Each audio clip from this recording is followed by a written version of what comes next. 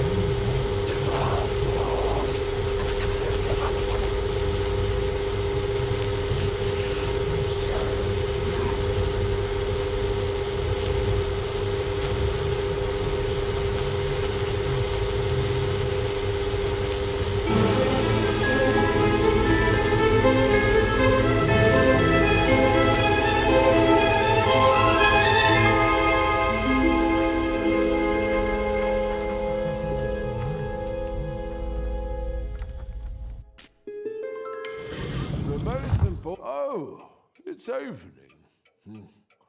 What do we have here? Oh, a certificate. Related to a trial. We'll need it later. Can I see it? No, don't worry. But your desk. It's working. Don't get so excited, Mr. K. Please, keep your composure. Now, let me see. Yes, just what I thought. As I mentioned before, the first set of documents needs to be prepared. This will take some time. So what about me? Should I just wait? That's what many of the accused choose to do in this situation, as the trial is still in its infancy. Hastened action could bring more harm than good. You'll have to excuse me, but I cannot just sit and wait. Patience is a virtue, Mr. K. A virtue much appreciated by the judicial system. I suggest you go back to your everyday tasks at the bank. That is where you work, no? How can one just continue a normal everyday life knowing that he is accused? That he is under suspicion? You will be surprised to discover how easy it is to get used to such a situation. After a certain moment, you won't even notice the ongoing trial. Great. But at least you can tell me when my hearing is, right? Not really. Isn't it written in your ledger? It is. But as your counsel, I can't really tell you. Mr. Huld, I would like to discuss my defense with you, but I don't even know the charges.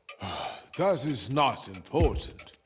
What is important is to submit the first set of documents to the court. The first set? What are they? The defense doesn't have access to court records, especially not to the indictment.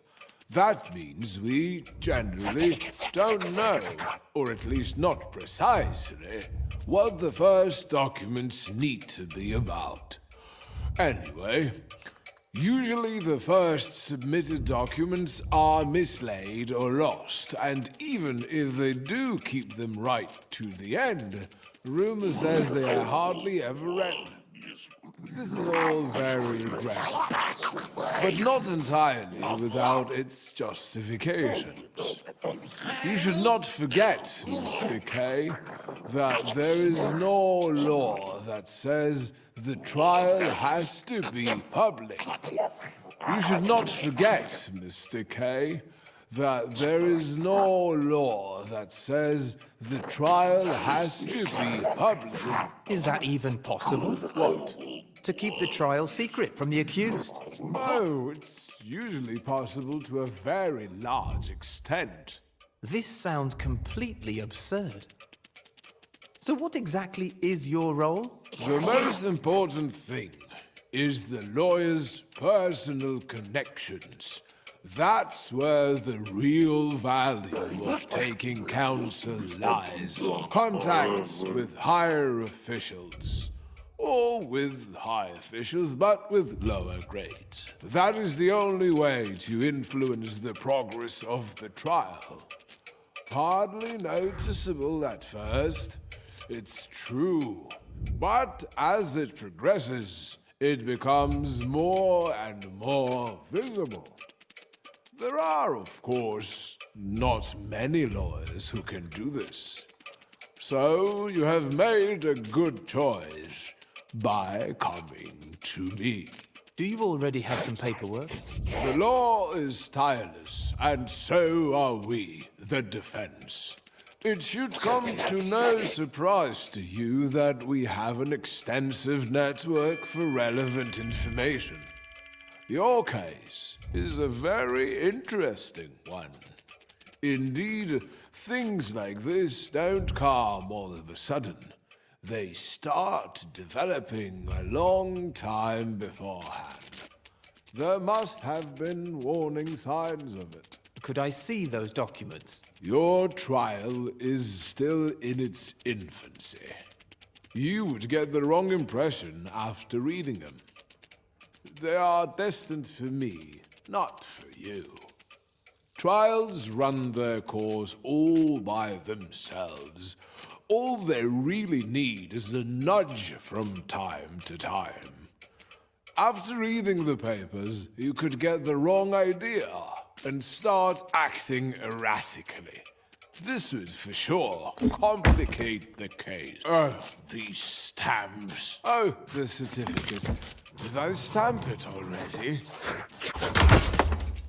Anyway, it's official now. I'll put it with your documents. I don't quite remember why it was needed. Documents? What documents? Mr. Hold, I'm withdrawing your representation in my case, with immediate effect. Do I understand you right? I think you do. Well, we can certainly discuss this plan of yours. It's not a plan anymore.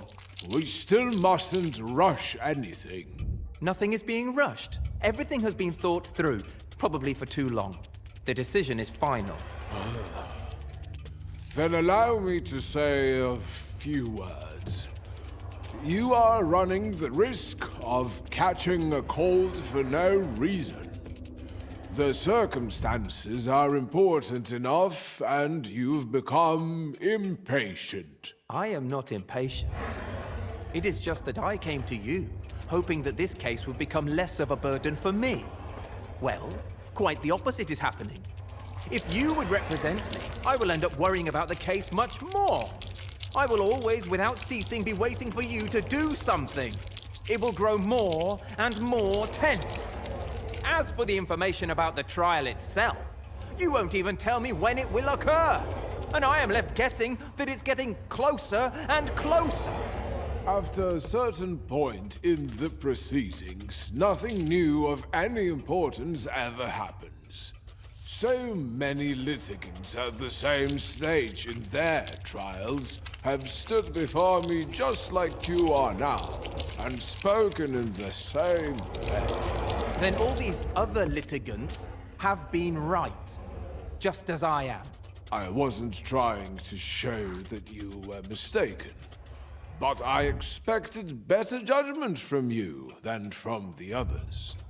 I've given you more insight into the workings of the court and my own activities than I normally do. But despite that, you have too little trust in me. You're not making it easier for me.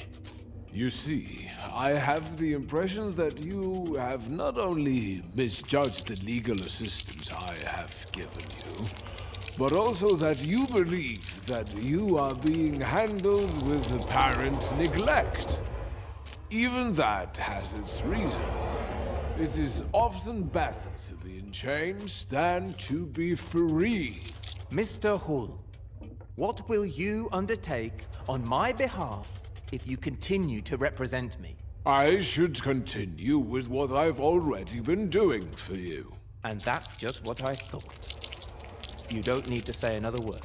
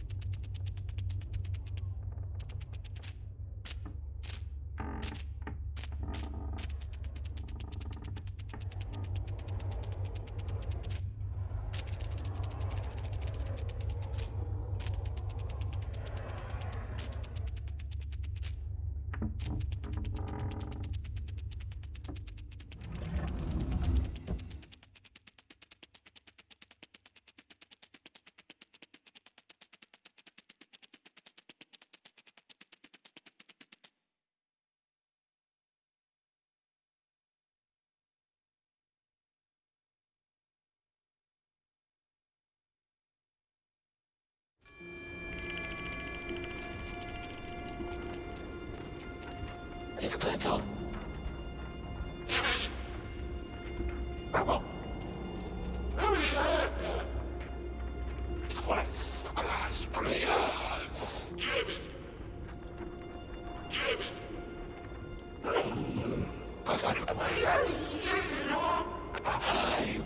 I am looking certificate. I'm looking